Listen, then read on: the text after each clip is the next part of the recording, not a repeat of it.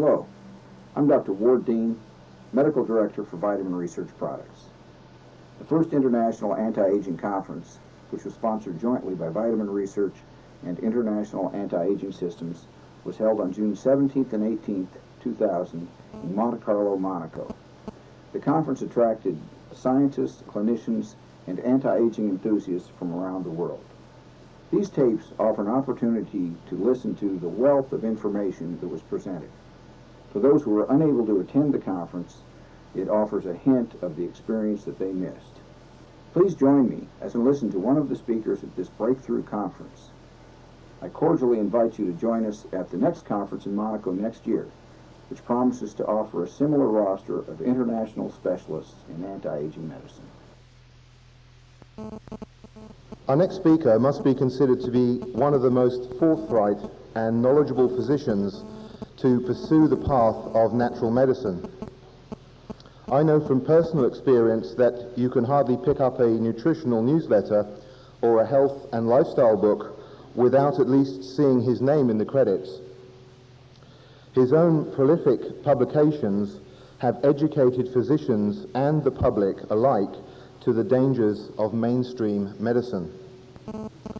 A case in question is his recent bestseller entitled Natural Hormone Replacement: Don't Let Your Doctor Give You Horse Urine. I think that packs the kind of punch that awakens us to reality. Indeed, his own family practice, the Tahoma Clinic in Washington State, places the emphasis on preventative medicine, nutritional biochemistry, allergies, anti-aging, and natural hormone replacement therapies. Please give a warm welcome to Dr. Jonathan Wright.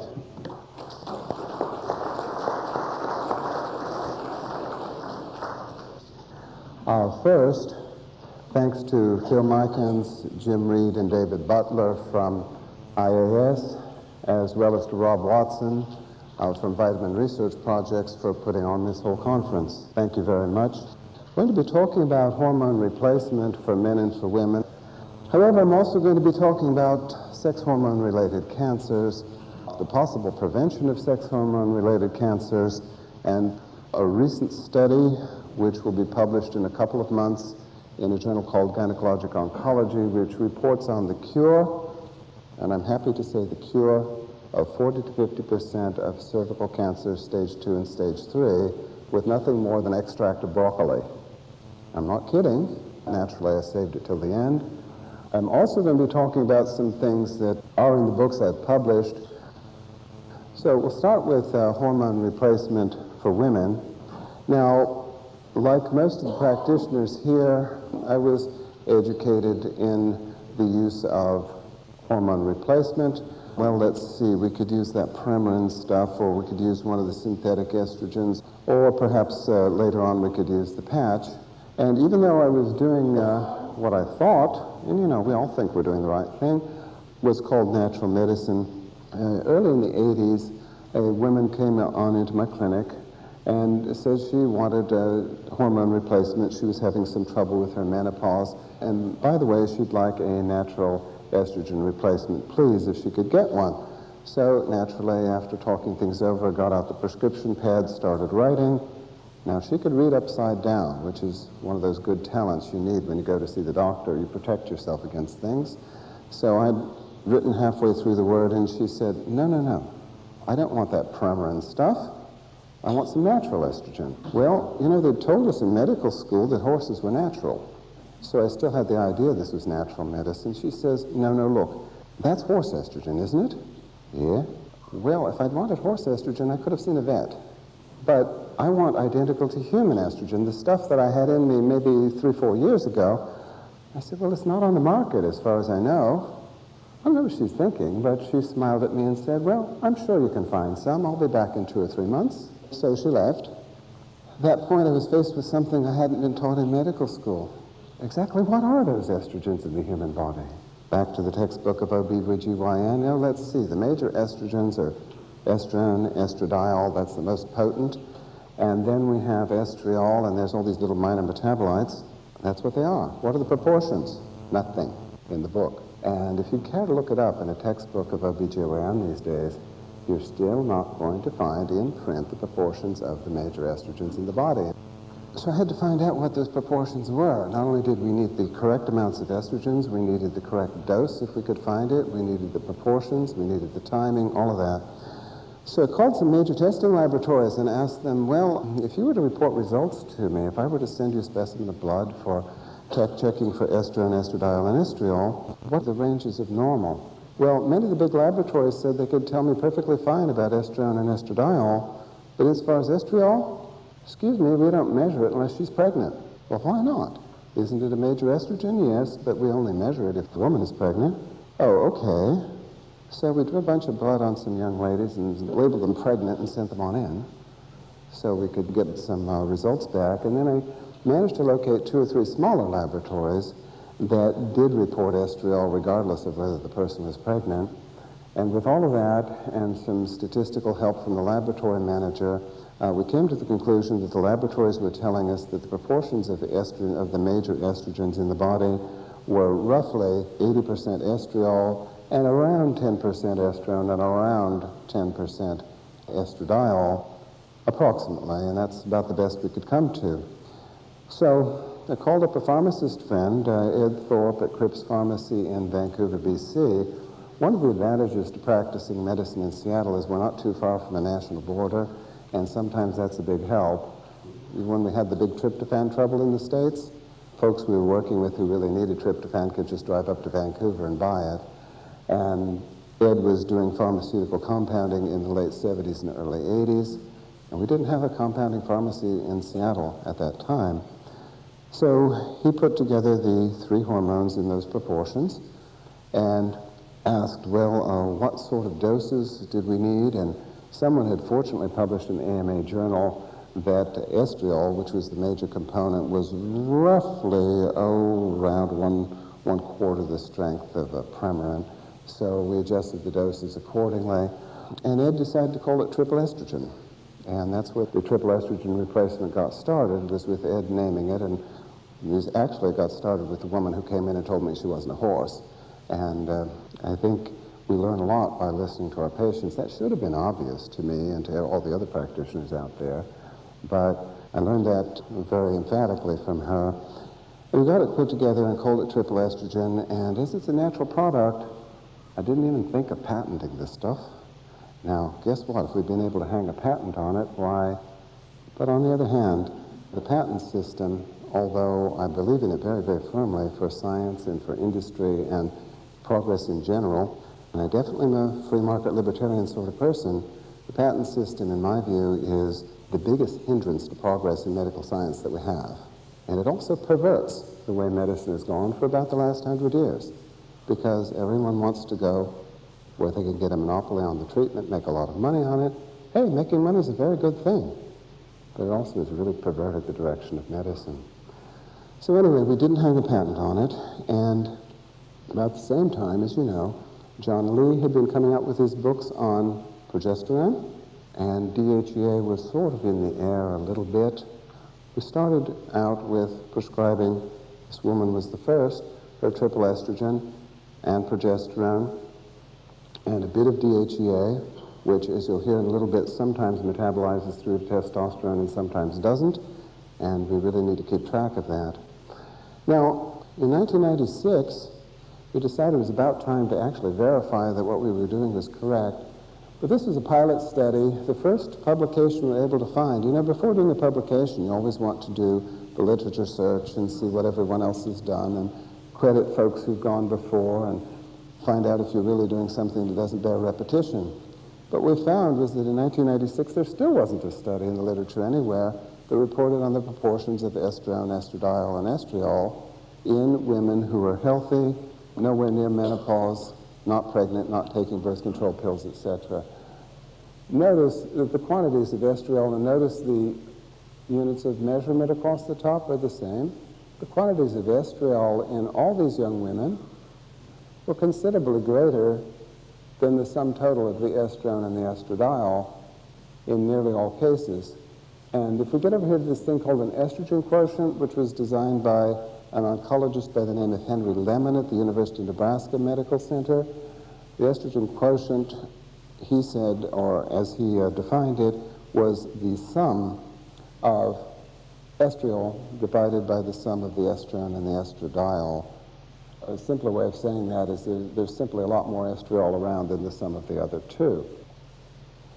Now, if those are the proportions of these hormones circulating in women between the ages of 20 and 40, who are not taking birth control pills, not pregnant, and otherwise known to be healthy, aren't those the proportions we should be using in hormone replacement, he said rhetorically.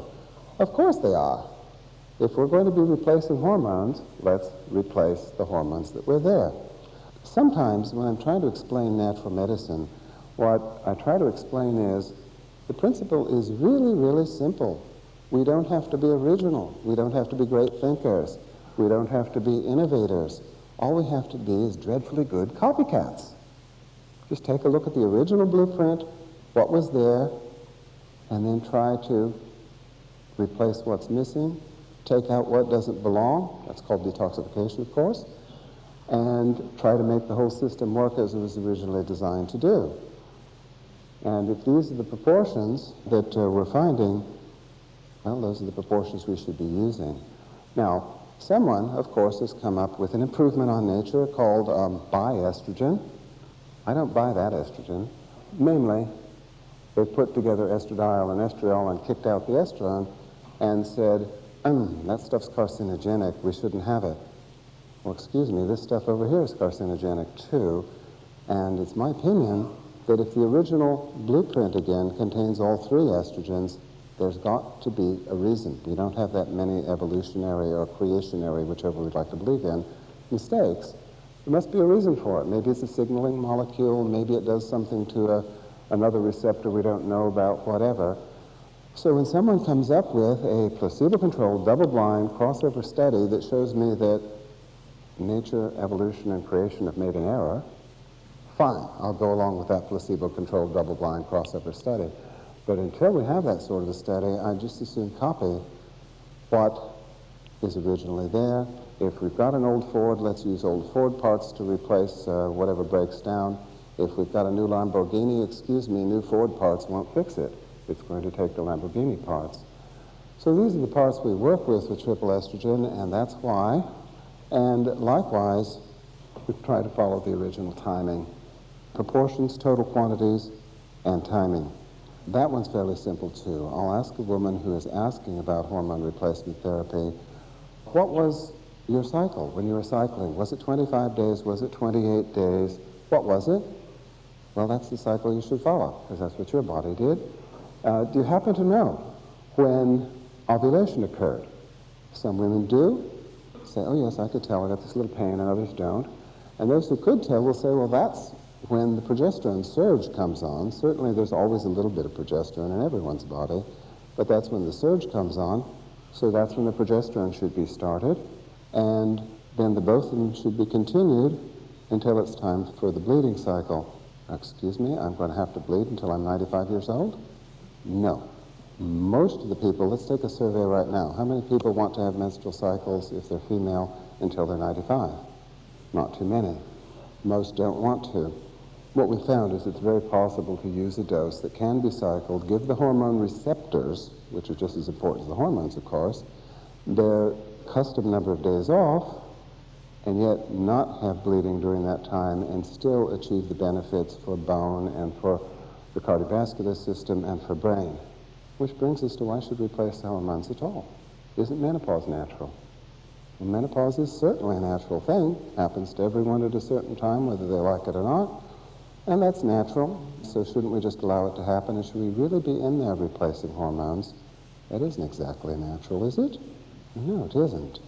So why should we be thinking about that? And when a woman comes in and asks about her hormones, I'll ask about some background things. Is there a history of osteoporosis in your family? What about Alzheimer's disease? What about senile dementia, organic brain syndrome, that sort of thing? Did any of your aunts or grandma or anyone have a heart attack or something cardiovascular, something like that? Because those are the things that it looks like we may be able to prevent by using hormone replacement. We all know that the incidence of heart attack and stroke has gone up enormously in this particular century. We've heard talk about that from speakers before. We also know that with the exception of Inuit, the incidence of osteoporosis is much, much higher in this century than it was in the last. And of course, the incidence of Alzheimer's disease and senile dementia has gone way up too. So these are the things that perhaps we can prevent with hormone replacement. So perhaps hormone replacement could be looked at as the 20th and 21st century excuse for what we've all done to ourselves to increase the incidence of these diseases in the last 100 years. If someone, while they were inside of mom, had mom on an organic food diet, and when they're born, was kept on an organic food diet all the way through growing up and got lots of exercise and wasn't exposed to toxic metals and didn't have fluoride in their toothpaste and didn't have all these other things, then I don't think hormone replacement would be terribly necessary at all. But given the way that all of us ate when we were teenagers, let's use that for an example, given all of the pollutants, given our particular century, then I think we do have to consider hormone replacement for what we might call more healthful aging. It's not going to keep any of us from dying, as has been pointed out before, but for more healthful aging, especially if we happen to have cardiovascular disease in the family, osteoporosis in the family, or brain problems. Now, I know that there have been some conflicting results about does hormone replacement therapy actually prevent heart troubles? That one there's been a lot of conflicting results on, and the very latest piece of research came out and said, why, my goodness, it may actually increase the incidence a little bit. Well, I'm either happy or unhappy to tell you that the whole last 40 years worth of hormone research were not hormone research. They were horse hormone research, people. And what can we say about research which takes a molecule which doesn't belong in the human body, and yet calls it hormone replacement, and then takes these molecules called progestins, which not only don't come from horses, they don't come from the planet. Progestins didn't exist on this planet before 1940s, when someone synthesized them up in a test tube and put a patent on them and sold them for a large price. So what we're doing is we're researching horse hormones and patented molecules in natural women and saying we've done valid research. Well, we haven't at all. All that proves is that horse hormones and progestins might have a certain effect. It doesn't prove a darn thing about actual hormone replacement therapy. We, in the scientific community, have literally wasted hundreds of millions of dollars in research on sham research. And that whole thing needs to be junked and thrown in the wastebasket, and we need to start all over again. So how can I stand up here claiming that these hormones might, if we use the natural ones, might prevent cardiovascular disease? How could I do that? I'd be the first to admit that we don't have one shred of double-blind, controlled, or any other kind of research on actual hormone replacement, this kind of hormone replacement, because it hasn't been done so far, because you can't hang a patent on it. See what I mean by the perversion of medical research? 40 years worth of researching horse hormones and progestins simply because you could patent them, when we should have been researching actual replacement hormones. All right, we do have a clue, however, and so I'll have to hang my hat on that clue. Young women who have the misfortune to have severe endometriosis or uterine fibroids or something like that, and have the uterus and the ovaries removed, and then have the misfortune to be working with physicians who don't say a word about hormone replacement, natural, horse, or whatever, have been studied. These are women between the ages, the late 20s and the early 30s, who've had the ovaries and the uterus removed, have been kept track of one way or another since their surgery, and have had no hormone replacement at all, horse or any other, by age 40 to 50, have every bit as much as cardiovascular disease as men do. Now, does that tell us something? Well, it's sort of like looking at a negative of a photograph. Okay, the absence of those hormones when they were supposed to have been there has resulted in just as much cardiovascular disease as men do at that particular age. So it appears to me that there's a high degree of probability that triple estrogen made up in this fashion, along with progesterone and DHEA and all of that, which I'll get to shortly, will probably prevent cardiovascular disease in women as they go past menopause. But I can't tell you that for certain. Nobody's done the research. All right, What about bone? That's cardiovascular. I think we have a bit more evidence there. Some folks have found by very, very careful study that even during a normal menstrual cycle, let's say someone 30 years of age, that when there's more progesterone after ovulation, before the menstrual bleeding, the bone actually builds a bit, and then after the menstrual bleeding, the progesterone goes away, bone actually recedes a bit. So we have that evidence anyway that the progesterone component of natural hormone replacement appears to be building bone. Again, do we have anyone studies on hormone replacement and osteoporosis? We actually only have the work reported by John Lee, and we have a lot of clinical anecdotes. I can tell you that I've worked with a number of women who've used good diet, vitamin mineral replacement, exercise, and hormones, because none of these things are going to work in a vacuum, who we've sent off to the University of Washington for the so-called dual photon densitometry, which I like a lot better than the small machines they try to sell you along with the whatever it is drug for osteoporosis. And some of these women have regained 10, 15, 20% of bone mass over 5 to 6 years following such a program. So we've got that sort of anecdotal evidence. We've got John Lee's work, but do we actually have anyone who's done research? Well, same answer, no we don't. But I think the evidence is a bit stronger for prevention of osteoporosis with natural hormone replacement than it is for the cardiovascular side.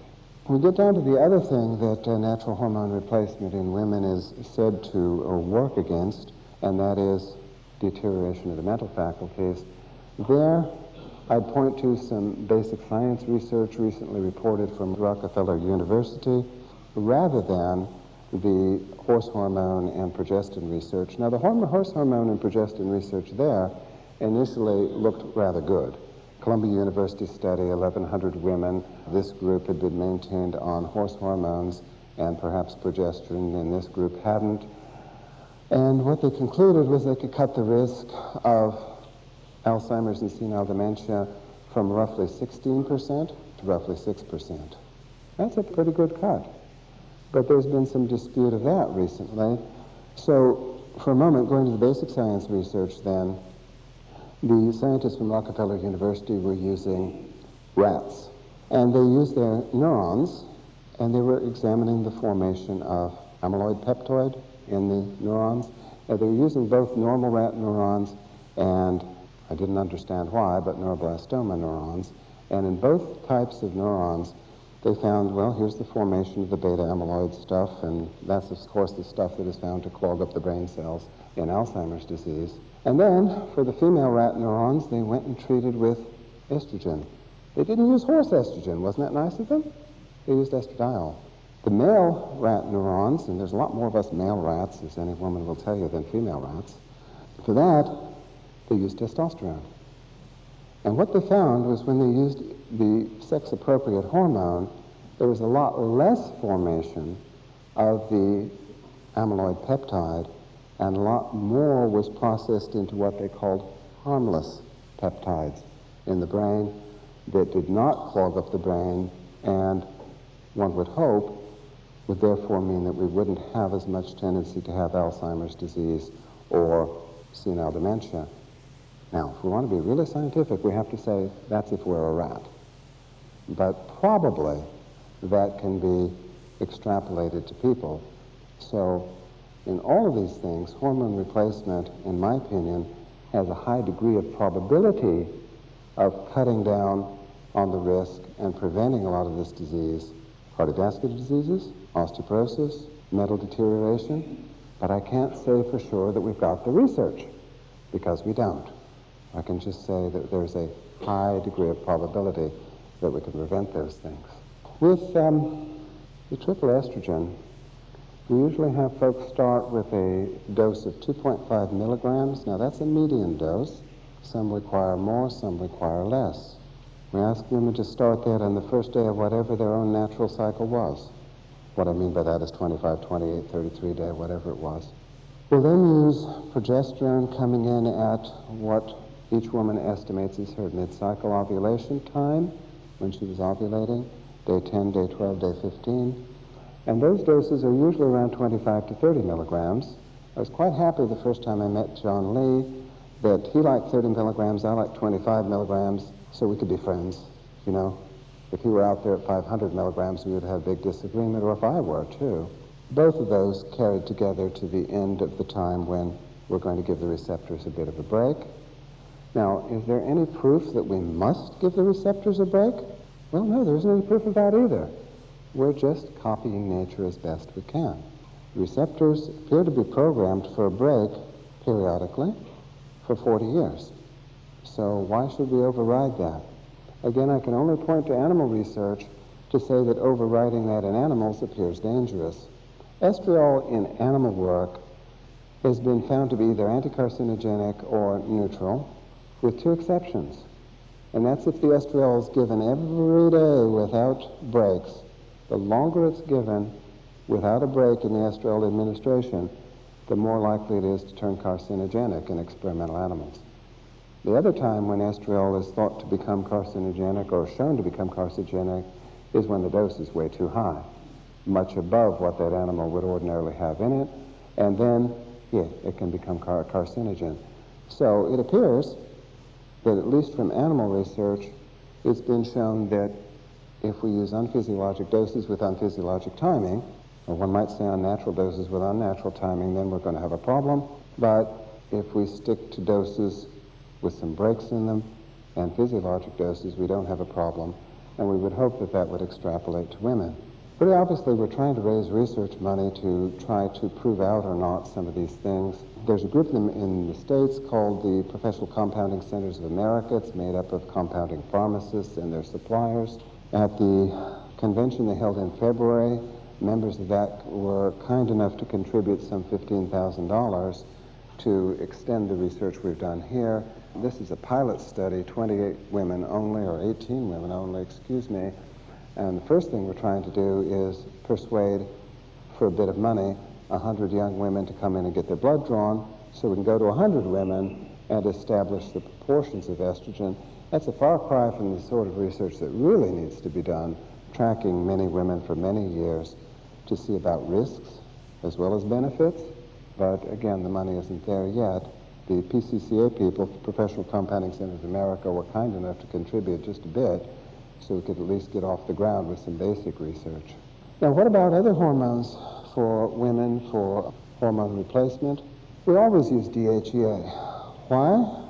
Well, you've seen the graphs at this meeting of how DHEA peaks when one is in one's 20s, whether one is female or male.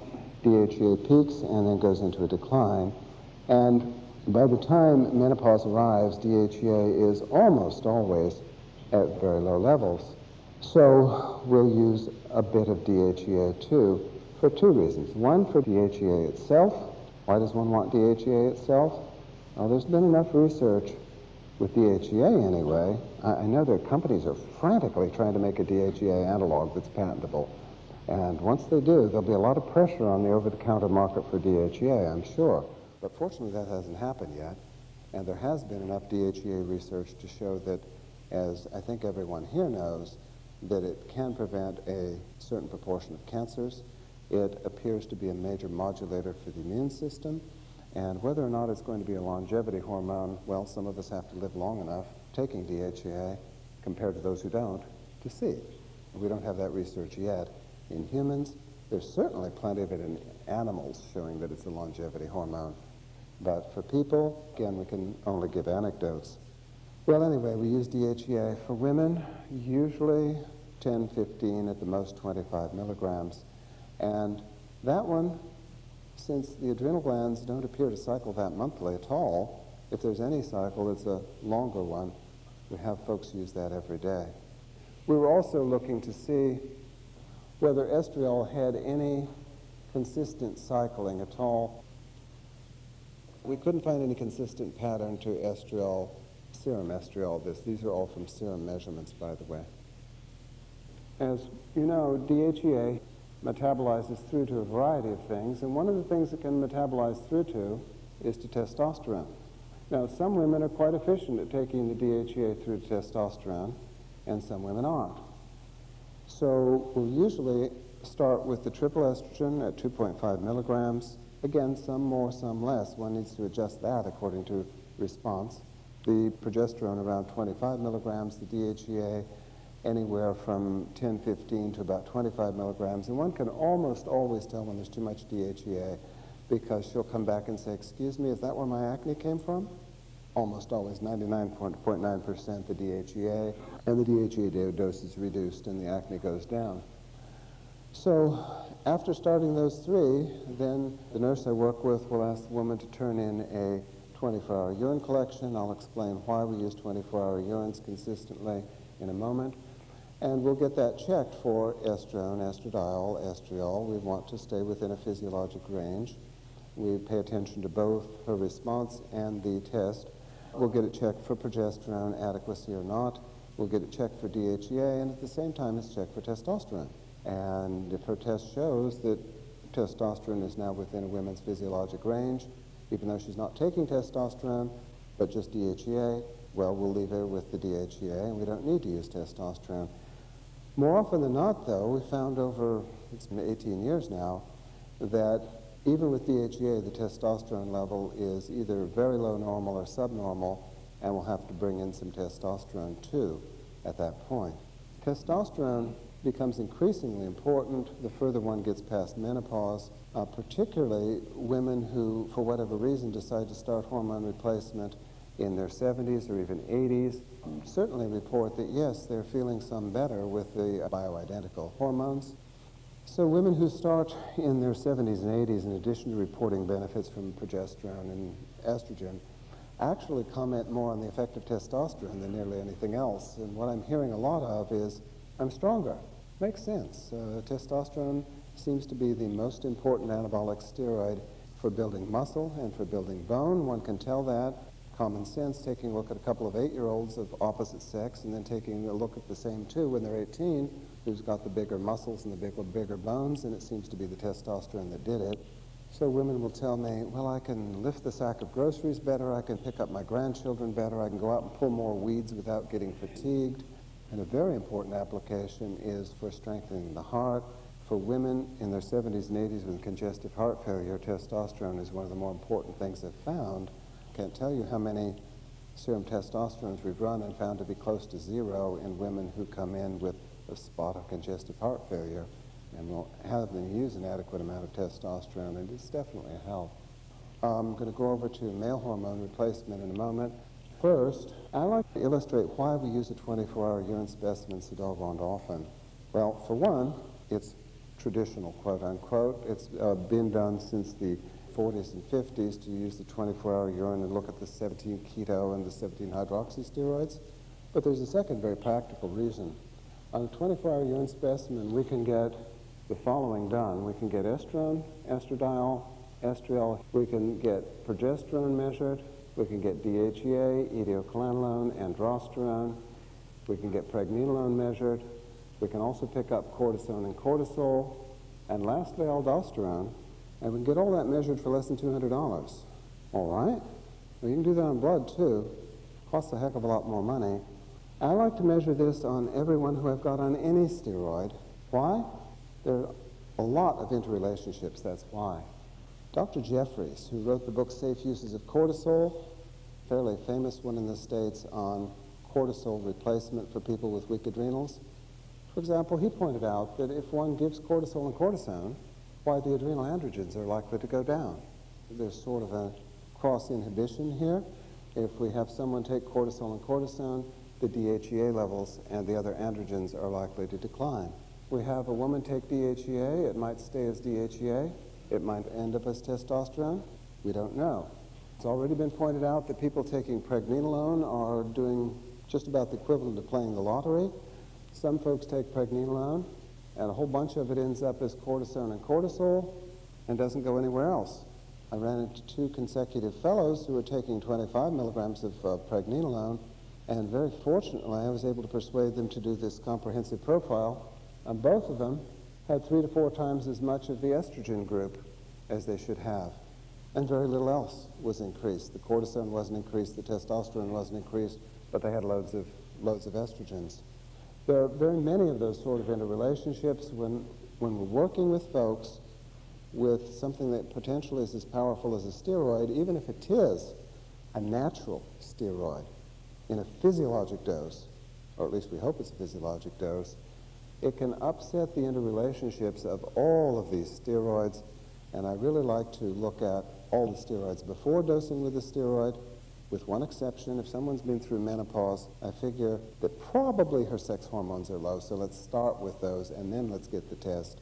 But otherwise, we'll look at all of them before, give the physiologic dose of steroid, and then look at them all again. And sometimes things that I wouldn't expect to be upset by a small dose of something, well, we do the repeat test and, oh my goodness, there's a disarrangement over here.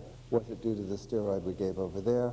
And so we'll have to tinker with the dose or quit it for a little bit and see. More often than not, the steroid is responsible for the upset of the other steroids.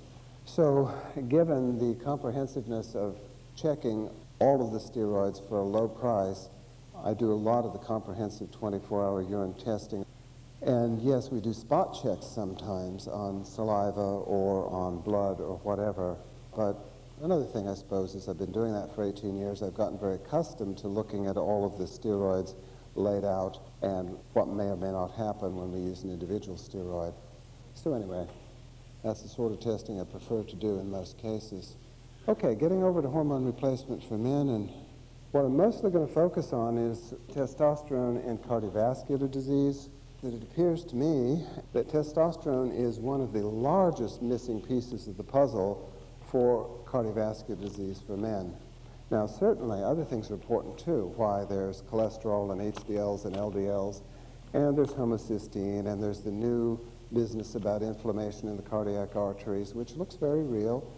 And there are other good reasons too, but like anything else in natural medicine, it fits together as a jigsaw puzzle. And one of the very large pieces that appears to be missing is appropriate attention to testosterone. So let me go through the research we could find.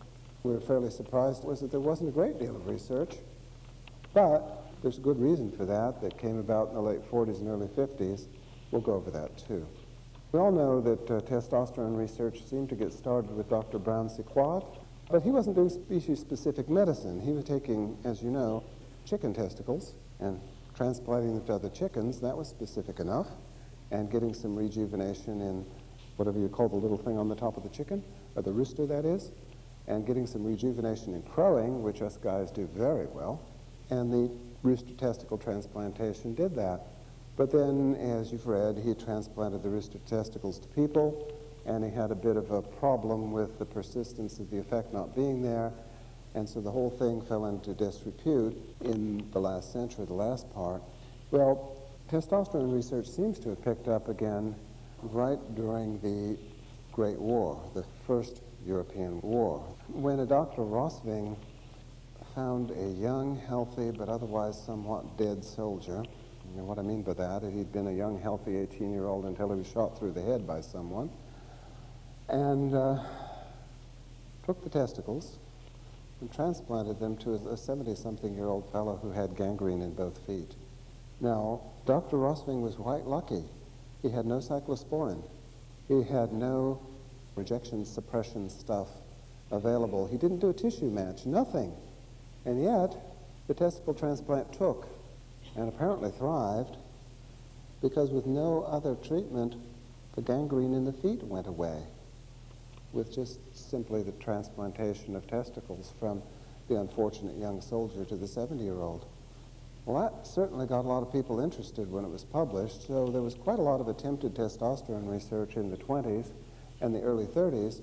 The reason I say quite a lot of attempted research is no one had testosterone to research with. In fact, nobody had actually characterized it. So what one was forced to do is to be fortunate enough to live near the stockyards in Chicago or somewhere like that, where one could literally be given, no kidding, a carload of what are called politely mountain oysters in the States, bull testicles. A carload, a railroad carload, not a Fiat or something, or a railway car. And distill those on down, and one would get some 25 milligrams of the active principle. That's a lot of trouble to go to, but that's what one had to do to do testosterone research, so it didn't progress very far, very fast. Until 1935, Dr. Ruzicka, who is a biochemist working in Switzerland, he was from Czechoslovakia, synthesized testosterone. And he did it, as one would expect, by actually starting with cholesterol as his starting material. And then he figured out how to bring that on down to testosterone biochemically. So here we have a biosynthetic process for turning out a natural product, which is a wonderful way, I think, to use modern chemistry. Don't think it could patent it. Maybe it could patent the process. Well, he synthesized it in 1935, and you know, he was awarded the Nobel Prize in 1936 for the synthesis of testosterone. So anyway, he won the Nobel Prize, and testosterone could be synthesized in larger amounts, and so testosterone research got started a lot better after that. One of the first bits of research we were able to find was from a Dr. Jaffe in 1946. Well, actually, Dr. Edwards in 1939 rounded up 7 men with various cardiovascular problems. He had previously worked in a clinic that treated men who were either born with defective or absent testicles, or men who had had unfortunate accidents and were missing their testicles, generally called eunuch. And one of the things he'd noticed in working with these men is a particular compartmentalization of the circulation. I don't know what else to call it. What he found is that there was much more blood on the venous side than on the arterial side in men who were eunuchs compared to men who weren't. The blood tended to pool on that venous side, and there wasn't so much on the arterial side. Might be the testosterone effect on the heart muscle? Who knows? I don't think it's explained. But that's what he found. He also found that in the men he was working with who had these various, it was only 7 men, we'll get to what they had in a moment, who had cardiovascular diseases, they seemed to share that characteristic. So he had them all given testosterone, and of these 7 fellows, 2 of them had gangrene. One of them, the gangrene cleared up and went away. Nothing more than testosterone treatment. The second one, the gangrene got considerably better, but it didn't go away. One of the men had high blood pressure. His blood pressure came down to normal. Another man had low blood pressure. His blood pressure came up to normal.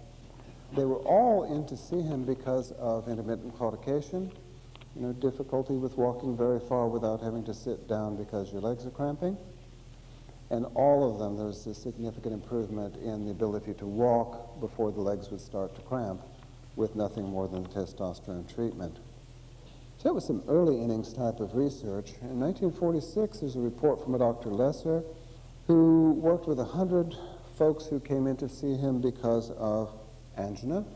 Just 100 consecutive individuals. They weren't selected for any particular other characteristics other than, 1, they walked through the office door, and number 2, they had definite angina.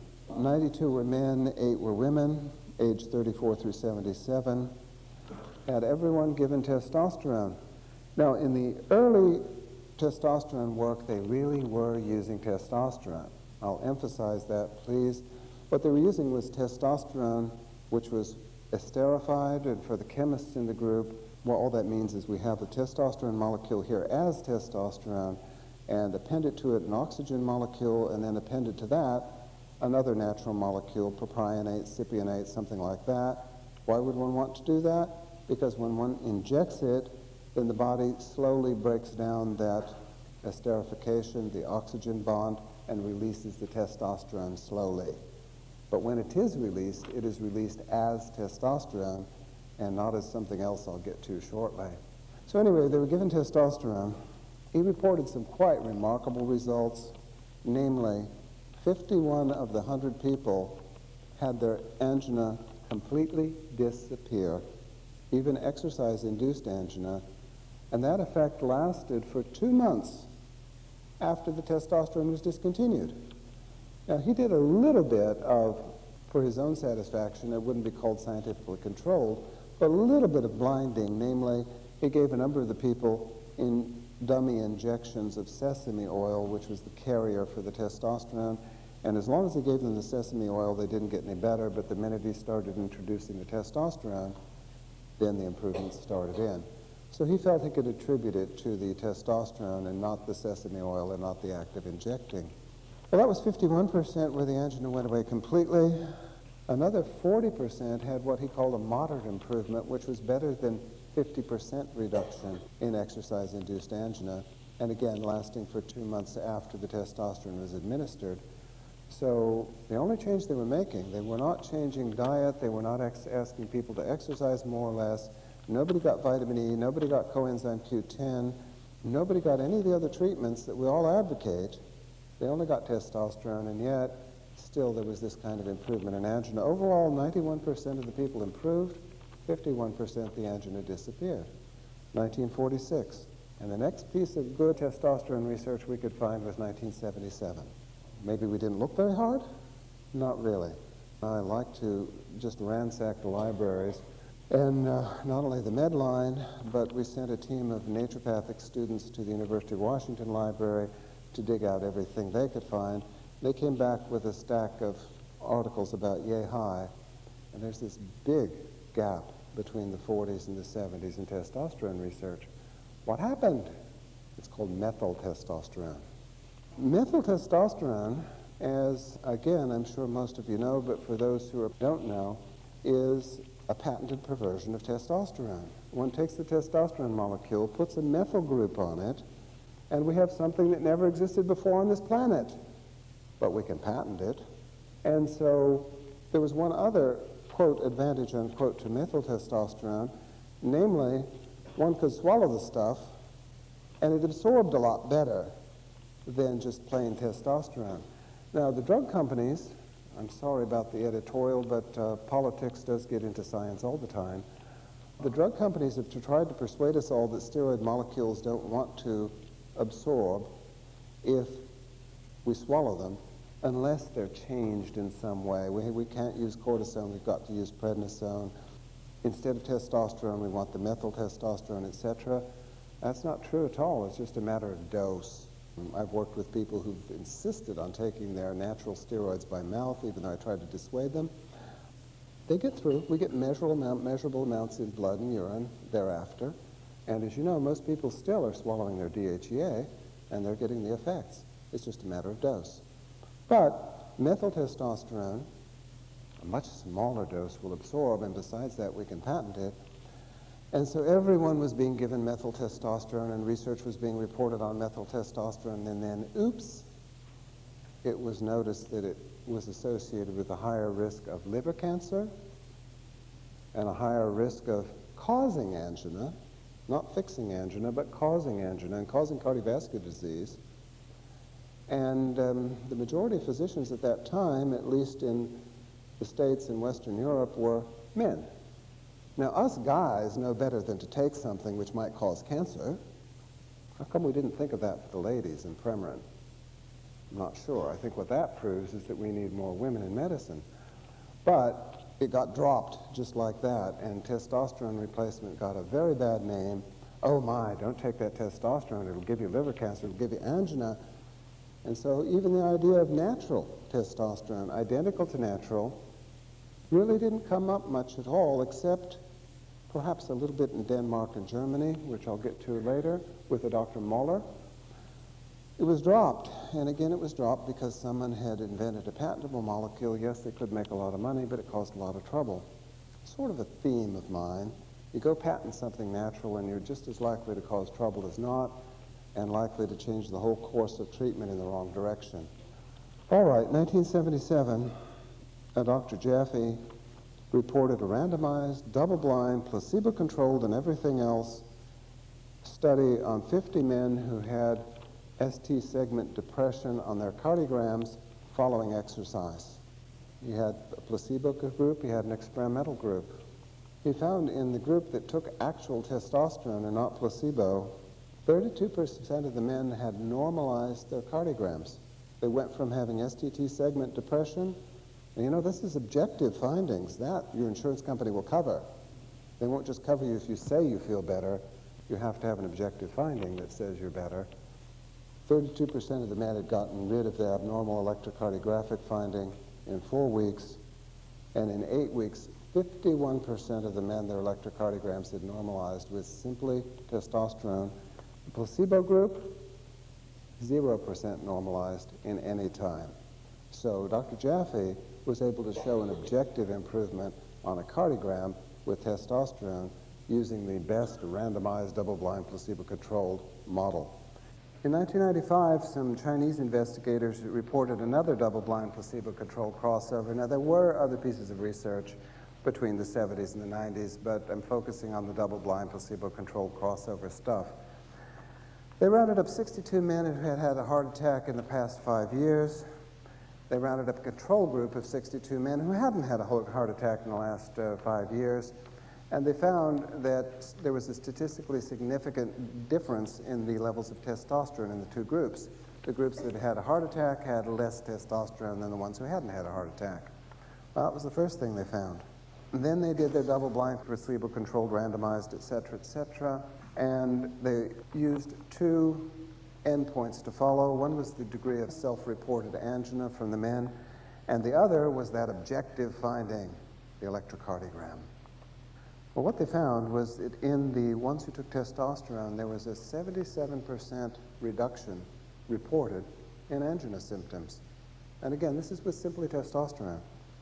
The placebo group, there was a 7% reduction. And that definitely has a p-value or a confidence interval or whatever we'd like. On the electrocardiogram, 69% of the men had improvements in their EKG tracings, and in the placebo group, it was 9%. So once again, statistically significant difference in the group taking testosterone.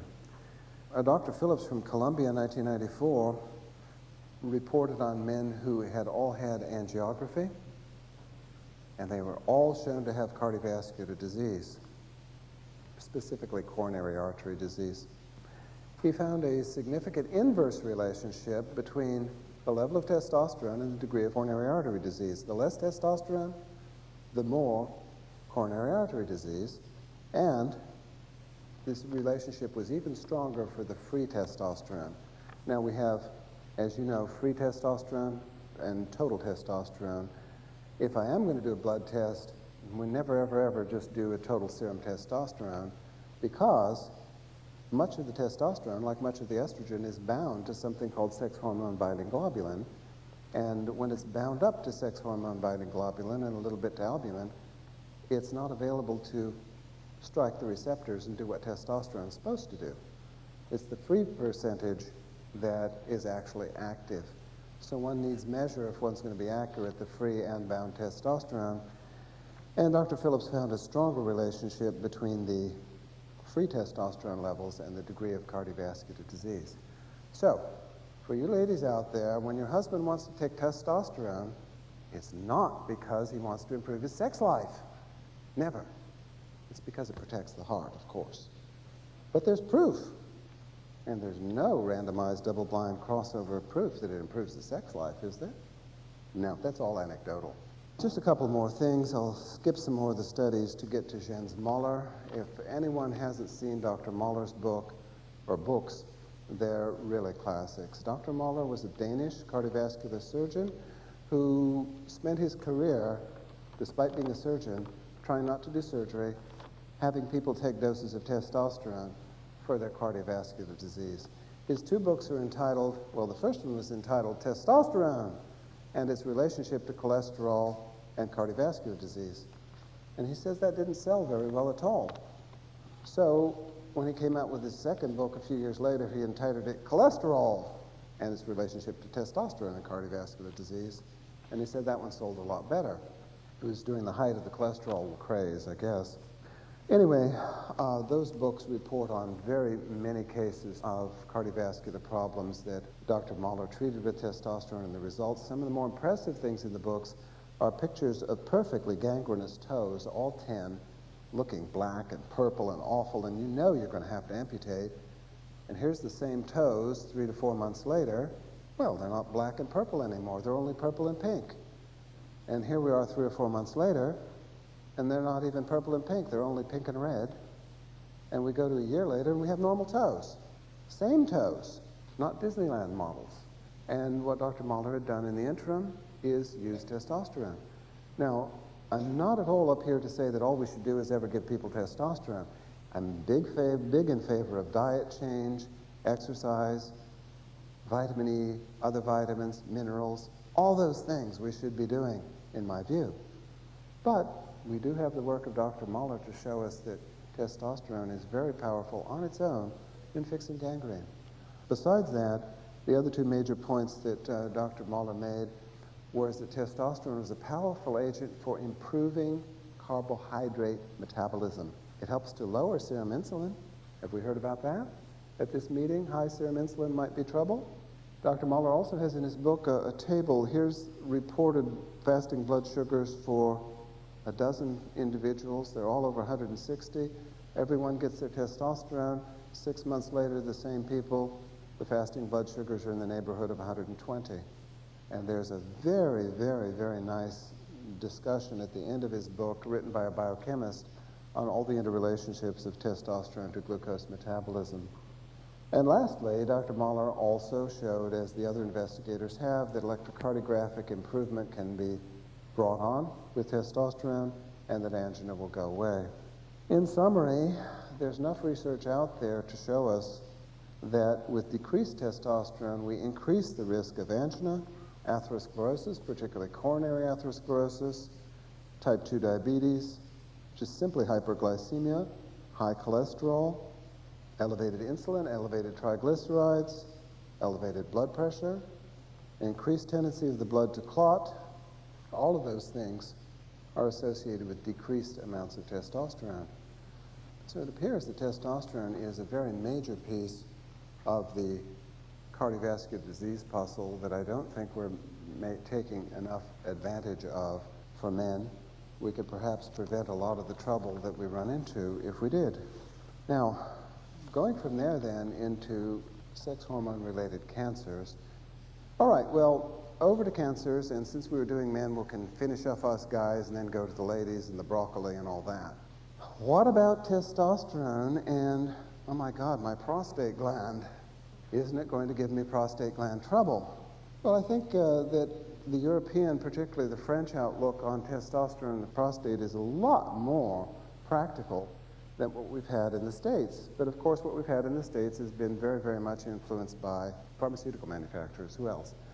The perspective here in Europe, and again, particularly in France, is summarized as follows. If testosterone is so dangerous for the prostate gland, then how come all those 18-year-olds don't have enlarged prostates? Who has the most enlarged prostates? The guys with the least testosterone. That doesn't fit if testosterone is really the hazard. Despite that, we had this theory going in the States for quite a while that testosterone, if it's metabolized to dihydrotestosterone or DHT, why, that's where the real problem was, and so we should prescribe everybody Proscar because it blocked that transformation, and maybe that would help our prostate glands. And that's been rather disappointing. It perhaps helps symptoms, but when we look around for is there any reduction in prostate cancer in men who take Proscar and men who don't? Not only that, there's one type of, it's a more rare prostate cancer, but there's one type that's actually increased in men who take Proscar. Proscar is a drug that supposedly inhibits the transformation of testosterone to dihydrotestosterone. That's what I'm talking about. What do we do then if we're a Proscar manufacturer? Why we drop the dose and we give it to people to grow hair on their heads? We call it something else. Anyway, a French urologist sort of put an end to the DHT theory, in my view anyway, by having folks with enlarged prostates take DHT, and their prostates went down, reduced in size. So pretty obviously, if testosterone to DHT is so dangerous for us, then DHT should be even more dangerous, and this French urologist showed us that it wasn't. All right, there's more and more research showing that what appears to be the problem in enlarged prostates is here. Testosterone and androstenedione, another androgen, going down the pathways to estrone and the other estrogens. And there's more and more research showing that the group of estrogens in the prostate is very bad news, and that the more estrogen, the more the prostate is likely to enlarge. And the more the ratio of estrogen to the androgens, the more the prostate's likely to enlarge. So, perhaps if we work on that, will we get somewhere? Well, there's some preliminary evidence that says we might. There's some research reported in the Journal of the National Cancer Institute, and that's from Bethesda, not Washington, D.C., by investigators at something called Fred Hutchinson Cancer Research Institute. And I only remember that because they're Seattle-based. What they did was to track diet habits on several thousand men for a number of years, and the conclusion they came to that they said was statistically valid was that if men ate more fruits and vegetables, they'd have less prostate cancer. Where have we been hearing that for years? From Grandma? Yeah, eat your veggies, eat your veggies. But more specifically, they came to the conclusion that if men ate 3 or more servings a week of the so-called brassica vegetables, where's the list? Broccoli, cauliflower, cabbage, Brussels sprouts, bok choy. Those are 5 of the most common. 3 or more servings a week of those, that the risk of prostate cancer went down by 41%. What's that got to do with estrogen metabolism? Well, I'll get to that shortly, but it has a lot to do with estrogen metabolism. 3 or more servings of the brassica vegetables a week, cutting the risk of prostate cancer by 41%. Before I go over what that has to do with estrogen, though, I've got to mention 2 other things that sometimes get left out when we're talking about both enlarged prostate and risk of prostate cancer. And those are 2 essential nutrients. You know, we hear about benign prostatic hypertrophy and take your saw palmetto and go get some of that Pygium africanum and so on and so on. But before we do that, there are 2 essential nutrients called zinc and loosely called essential fatty acids, linoleic acid and alpha-linolenic acid, that are absolutely critical for keeping the prostate gland normal. Now, how do I know? Well, there's only 2 studies out there. In the early 1940s, it was 1941, some researchers reported on 19 men with definitely enlarged prostates, and what they had these men do is to take a tablespoon or so of flax oil, which, as you know, is a source of omega-3 and omega-6 and a bit of omega-9 fatty acids, all of the essential fatty acids. They had them do that for several months, and at the end of the time period, 14 of the 19 men had reductions in the size of their prostate glands. It's not bad, 14 out of 19. Oh, if you're zinc deficient, you don't make as much testosterone. Isn't that interesting? Now, one can raise testosterone secretion simply by taking zinc if one is zinc deficient in the first place. If we've got enough zinc in there, then of course extra zinc won't help us make more testosterone, but if we're deficient in the first place, then it does. And again, suspicion is higher and higher. It's not a testosterone problem with enlarged prostate, it's the abnormal transformation of testosterone to the estrogens. All right, well, that was 1941, 14 of 19, and I'd read that study, and I was in the early days of practicing this thing loosely called natural medicine, started in about 73. I was having people take the flax oil, and yeah, it usually worked. And then in 1974, out came another publication from a urologist at Cook County Hospital and medical school in Chicago, and he had 19 men. I thought that was a strange coincidence. The first study had 19 men, the second study had 19 men, all of whom had enlarged prostates. And not only had he done the famous finger test that all of us fellows are familiar with, but they also did ultrasound and X-ray and all the most modern 1974 tests. And they proved that everyone had an enlarged prostate in the group of 19. Well, then they had everyone take zinc, and they had them take it in the form of zinc sulfate, which I can't recommend. The stuff literally is nauseating to a lot of people. But they had them take the zinc in the form of zinc sulfate 3 times a day, and at the end of their time period, 16 of the 19 men had their prostates go down again, and they proved that again with all the same tests. So that one had just come out in 74. So all the men I saw after that who had enlarged prostates, I asked them to all take a tablespoon of flax oil, and by the way, take a little vitamin E with that to prevent lipid peroxidation, and take some zinc, please. And the first 19 men, 19 is traditional, remember, that I asked to do that, 18 of them, their prostate glands went down to normal. So let's not leave those out when we're going with the more modern, more high-tech stuff. It appears that zinc and fatty acids are extremely important to the health of the prostate. And of course, if we don't have enough zinc or enough fatty acids for our prostates, we're not going to have enough zinc for our retinas to prevent macular degeneration. We're not going to have enough fatty acids to keep blood coagulation normal, et cetera, et cetera. So it's not just a local deficiency, it's going to help the whole body. Whereas we could get by for 1,000 years without a molecule of saw palmetto, for example. We can't do that with zinc. Well, let's get on then to women's cancers, sex hormone related. Did I leave something out? Why did the brassica vegetables help? No, I didn't leave that out because it pertains to women's cancers also. I'm going to have to throw this in somewhere, so I'm going to pause for a moment to say I forgot route of administration when I was talking about these hormones. I mentioned dose, I mentioned timing, etc., but not route of administration. We go almost entirely with transdermals these days. Now, there's some people who refuse to take them, and for those we use the sublingual troche, whatever you call it, something like that, and a few people insist on capsules.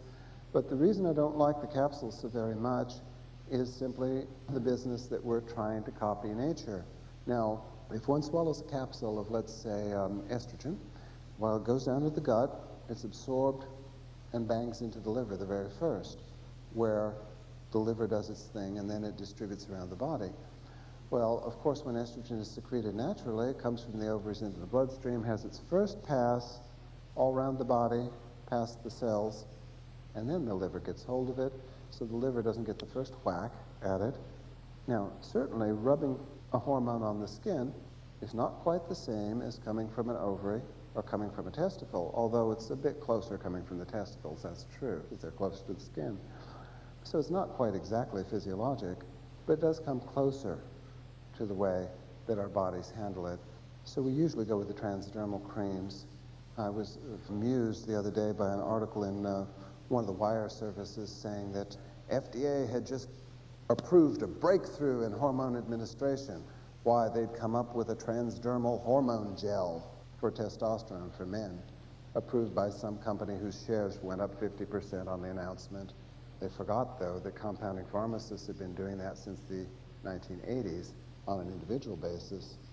All right, well, over to sex steroid-related cancers in women. One of the early theories of sex hormone-related cancers for women was put forth by Henry Lemon from the University of Nebraska Medical School.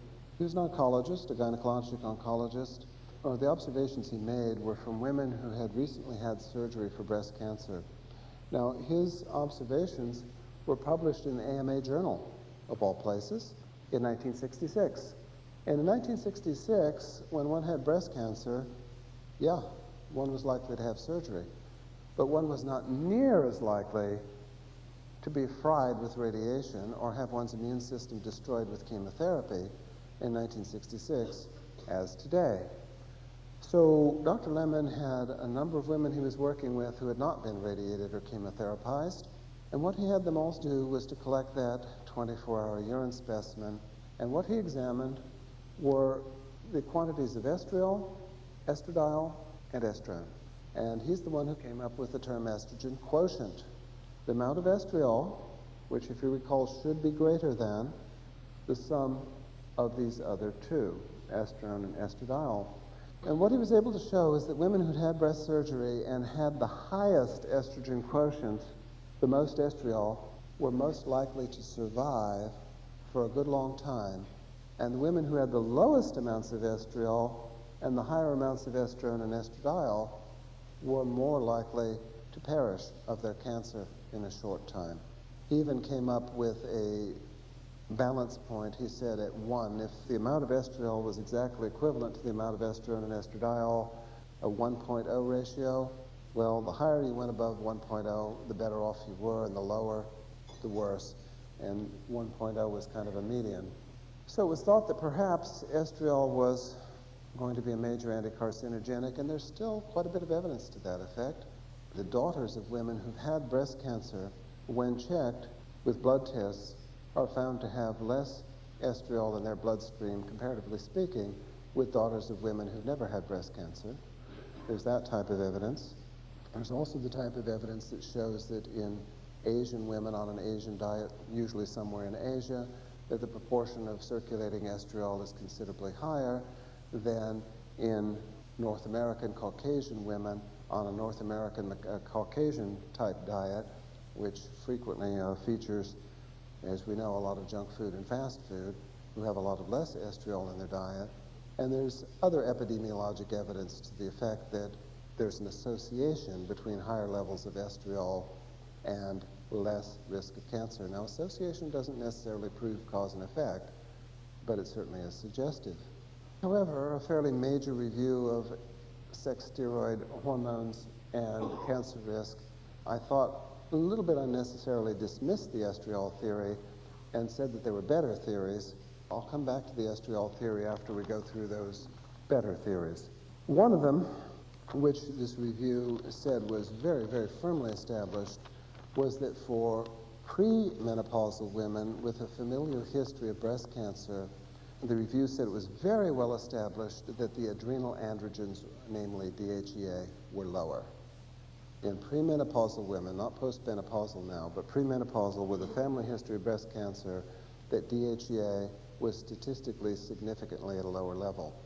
Now, what they did not go on to say is, well, what happens if we have these women take DHEA? Will it prevent breast cancer? Well, there's no study on that point. I'm not waiting to find out. The women I'm working with who have a family history of breast cancer, who haven't reached menopause yet, we check their DHEA. Much more often than not, it's quite low, and we're just simply having them take some. And I suppose the study will be completed sooner or later, even though DHEA is not patentable. But that was a very, very good review by a Dr. Zumoff, pronounced Zumoff, I think, that appeared in the OBGYN clinics of North America in 1994. Anyway, Dr. Zumoff said that one is very, very firmly established. Another one is what he called ovarian dysfunction. The combination of low progesterone levels and elevated testosterone levels, particularly prior to the menopause, he said that's another established cancer risk. If you have a woman who wants to get checked out, I'll usually run the test which combines, as I mentioned, the 12 different steroids for less than $200, because I want to know the DHEA levels, I want to know the progesterone, I want to know what the testosterone levels are, and again, that was another one that was said to be putting women at high risk. Low progesterone, high testosterone, the combination, Dr. Zumoff called that ovarian dysfunction. However, the one that is the most vigorously being researched, because it has a patent behind it, the patent's on the lab test. At least we could patent something, if we must. Has to do with this. DHEA testosterone can metabolize, if we're concerned, to estradiol. More importantly, shows us here that estradiol moves itself to estrone, reversibly so, and also goes to 2-hydroxyestradiol and then 2-hydroxyestrone. What's being looked at very, very hard is the ratio between 2-hydroxyestrone, which at least one author has gone so far as to term good estrogen. We have to have some terms for the public. We have good cholesterol, bad cholesterol, the good being the HDL and the bad being the LDL. So this author has termed 2-hydroxyestrone as good estrogen and 16-alpha-hydroxyestrone as bad estrogen. Now, the 16-alpha-hydroxyestrogene, in fact, does bind to estrogen receptors, so do all the estrogens, but a lot more strongly. It causes a lot of cellular proliferation, DNA damage, etc. There's also something to be said for 4-hydroxy, and that being a carcinogen, but we've very, very little lab facility to measure that, and the actual evidence out there isn't very strong. Let's go over some of the evidence for the 2-16-alpha-hydroxyestrone ratio and what it means for cancer risk. This comes from Dr. Zumoff's review that appeared in OBGYN clinics of North America. All right, what Dr. Zumoff has to say is, first, increase 16-alpha-hydroxyestrone in women with breast cancer. These are things that Dr. Zumoff feels are established, are known, etc. 2, increase 16-alpha-hydroxyestrone in women with a familial high risk for breast cancer. 3, increase 16-alpha-hydroxyestrone in mice, not women, mice, but still, with a high incidence of breast cancer. The degree of increased risk paralleled the degree of increased 16-alpha-hydroxyestrone in different strains of test mice. In mice with an autosomal dominant tendency to cancer, elevated 16-alpha-hydroxylation inherited in these mice. Mouse breast cancer virus, MMTV, is associated with increased 16-alpha-hydroxyestrone. When MMTV mice are given this virus, 16-alpha-hydroxyestrone goes up, and removal of the virus, and the researchers don't explain how they remove the virus, but Even so, removal of the virus from the animals and the 16-hydroxyestrone goes down. Something Dr. Zumoff didn't note, I added this little note, is that in close to 50% of breast cancers, if one takes the tissue specimen, does a PCR, polymerase chain reaction, test looking for MMTV virus, in close to 50%, the mouse mammary tumor virus is found in human breast cancer specimens. Very good association. One can't necessarily call it cause and effect yet, but quite an association there. 16-alpha-hydroxyestrone is toxic to DNA and breast epithelial cells in cell cultures and induces atypical proliferation. And the material called indole-3-carbinol decreases 16-alpha-hydroxyestrone and largely prevents breast cancer in mice with a high incidence of this disease. Now, Dr. Zumoff was doing the usual scientific understatement in point 7. What research paper actually shows, if one reads through it carefully, is that in mice which genetically just simply end up with breast cancer, if they're given this material, indole-3-carbinol, that they quit getting breast cancer. I did say the mice now, not the people, but mice who genetically get a lot of breast cancer and have a lot of this 16-alpha-hydroxyestrone around, if they're given indole-3-carbinol, they quit having breast cancers. All right, the transformation estrone to 16-alpha-hydroxyestrone and estrone to 2-hydroxyestrone is affected by brassica vegetables and flaxseed.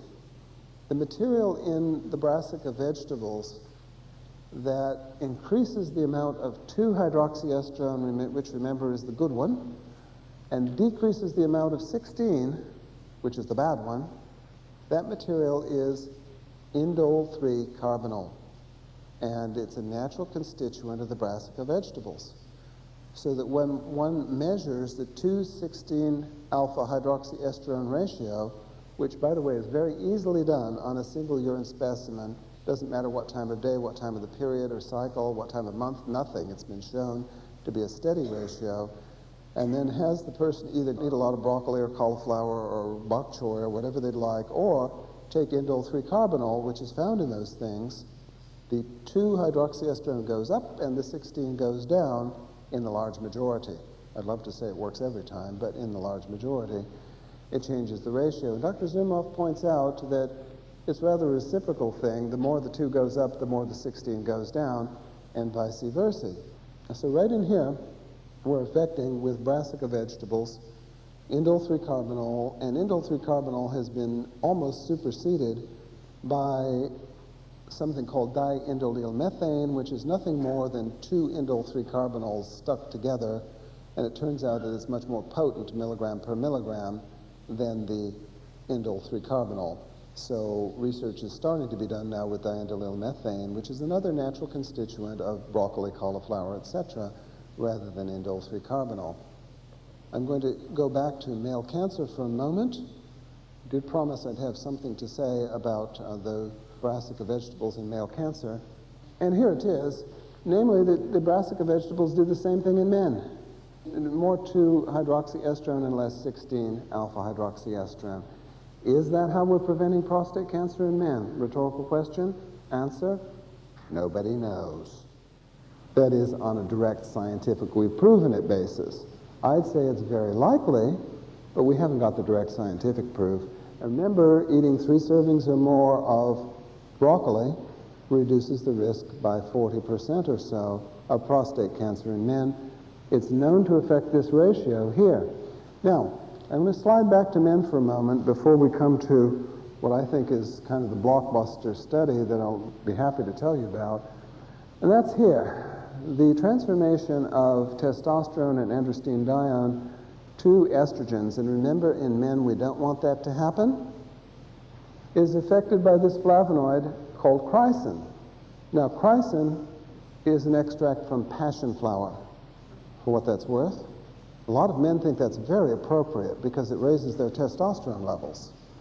So if we have a man who has particularly a family history of prostate cancer, one of the first things I'll ask him to do is get your steroids measured, please. I want to see what your androgens are and what your estrogen is. And at the same time, we may do the 2:16 alpha hydroxyestrone ratio. If we find a man has too much estrogen with respect to his androgen, we'll just say, take Chrysin. It works. A couple of examples.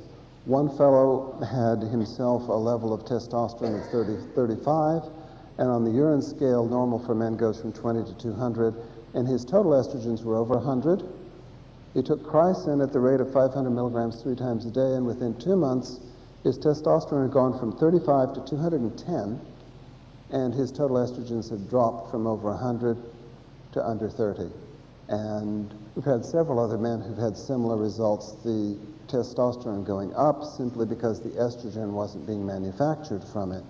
Now, to be even safer for men, as far as I'm concerned, we could put Chrysin together with diindolylmethane or indole 3-carbinol, because even if we have a man conserve more testosterone, produce less estrogen, well, it's still producing some estrogen, so let's make sure it's the good stuff. So even though we're producing less estrogen, let's make more of it 2-hydroxyestrone and less of it 16-alpha-hydroxyestrone. And while we're on the subject, let's go back to estriol for a moment. The transformation from 16-alpha-hydroxyestrone, which is bad stuff, remember, to estriol, one of the things that triggers that conversion a lot is iodine. But if I had more time, I'd go over with you the evidence that establishes that. For now, you'll just have to take it that what we've found in our clinic is if we have a woman who has very little estriol, too much estrone, and too much estradiol, and we have her take usually 6 drops of Lugol's iodine a day, about half the women, in a few months, the estriol's higher and the estrone and estradiol are lower.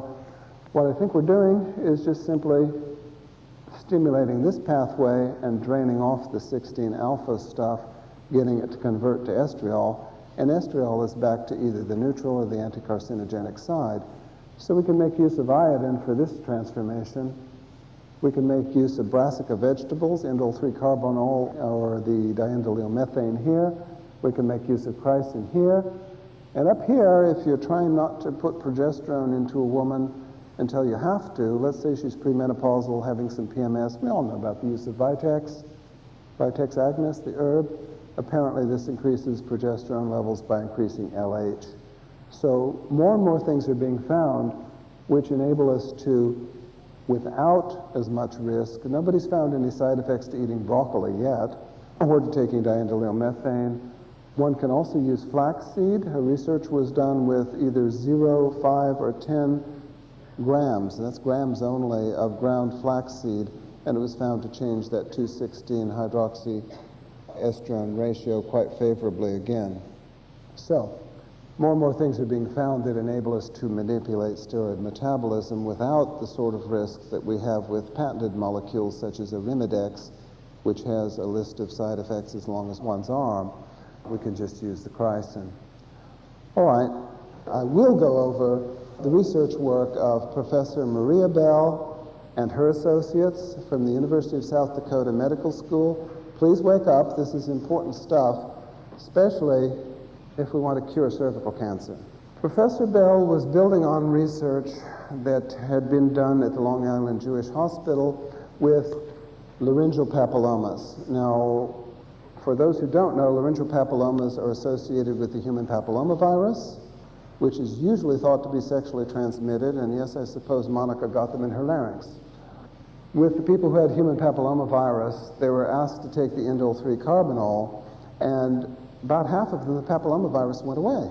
Their laryngeal papillomas regressed. If they were Julie Andrews, they wouldn't end up suing their surgeon because of the botched surgery or the poor result of surgery, whatever. So Julie should have been eating her broccoli. For those of you for whom that's an obscure reference, the American actress Julie Andrews is currently suing her surgeon because she lost her singing voice when they tried to strip the papillomas by surgery, and she should have instead taken broccoli. Anyway, with the indole 3-carbinol, the papillomavirus from the larynx went away. Well, Professor Bell, being a gynecologic oncologist, told us several things. She told us 95% of cervical cancer is associated with HPV, or human papillomavirus. 95%. That's a big percent. Secondly, she worked with women with stage 2 and stage 3 cervical cancer. Stage 1 is if you just got it. It's there, but it's not very invasive. Stage 4, the silly thing's metastasized, and it's in your bones and your liver. Stage 2 and stage 3, it's there, it's invasive, it may have a local node, but it's not yet metastasized, but it's definite. Now, Professor Bell did some very good work. She did not only pap smears, she did colposcopy, which is a horrendous way of examining the cervix if you're undergoing it. I guess it's not so bad, but that depends on your point of view. She did biopsies, and she proved, both before and after treatment, that there was or there wasn't cancer there. All right, she got a statistician, she and her group, they did randomized, double-blind, placebo-controlled, 30 women, 3 dropouts from the study, and the dropouts account for the total under 30. When they broke the code at the end of the study, which only went on for 12 weeks, 3 months only, when they broke the code, 2 had dropped out of the 200 milligram of indole 3-carbinol, the broccoli stuff group, and 1 had dropped out of the high-dose group. Now, here's the important thing that Professor Bell has reported. The placebo group, there was complete regression in 0 out of 10 women, and the 216 alpha-hydroxyestrone ratio continued to decline in these women. In the 200 milligram group of indole 3-carbinol, 4 of the 8 women had, notice the words, complete regression. I love it when we can do that in natural medicine. 4 out of 8 had complete regression of cervical cancer as proven with biopsy, taken on colposcopy. And in the higher dose group, the results weren't any better. They were 4 out of 9. So Professor Bell was able to show in this pilot study, despite being pilot, it was placebo-controlled, double-blind, crossover, and everything else, and based on a large succession of work talking about 216 alpha hydroxyestrone ratios, is that 40 to 50% of stage 2 or stage 3 cervical cancers could be made to disappear, completely regress. 95% confidence interval, with nothing more than 200 to 400 milligrams a day of indole 3-carbinol. Now, when Professor Bell gave the presentation, she says that in her next study, which will be much bigger, they're going to use diandylyl methane simply because it's got more punch, and it's also naturally found in broccoli and these other vegetables. Now, I find it quite interesting that she has 40 to 50% of these cancers going away completely, and the Seattle researchers had 41% of prostate cancer being prevented using the same thing, namely brassica vegetable substance, the indole 3-carbinol.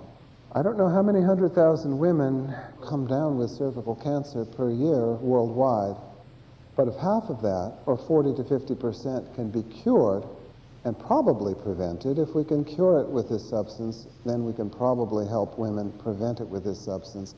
If half of those cervical cancers can be prevented with nothing more than munching on brassica vegetables or taking indole 3-carbinol or diandylyl methane, then I think we have a real breakthrough thanks to Dr. Bell and her group. And I think we should be posting this in all our waiting rooms for our patients, because cervical cancer is unfortunately quite common out there. Yes, this is just one bit of research, but the progression of research work that it builds on, with the 216 alpha hydroxyestrone ratio being affected by this, and what all it has to say about breast cancer and other cancers, I think is fairly impressive. And yes, it will be going on to other research, Dr. Bell tells us.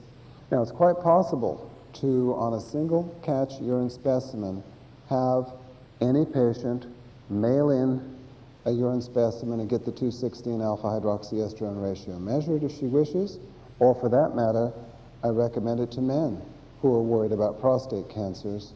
Research has shown that it doesn't matter for women what time of the menstrual cycle, what time of day, or anything else that one collects a specimen. It's a single catch urine, and the same thing goes for men. And it costs around $89, $90, something like that, to get that assayed. Again, I think Dr. Bell has given us a real breakthrough built on the work of all the other folks who've been working on this 216 alpha hydroxyestrone ratio. And I'd recommend it to all of us practitioners and everyone else to think seriously about getting this word out. Yes, it just applies to 40 to 50% of what appear to be sex steroid-linked cancers. But that's progress. We're getting somewhere. Thank you very much.